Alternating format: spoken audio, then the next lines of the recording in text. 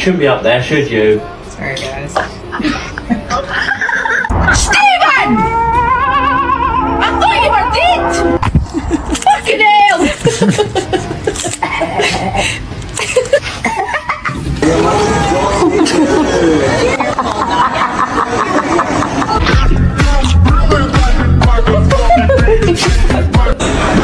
Nope.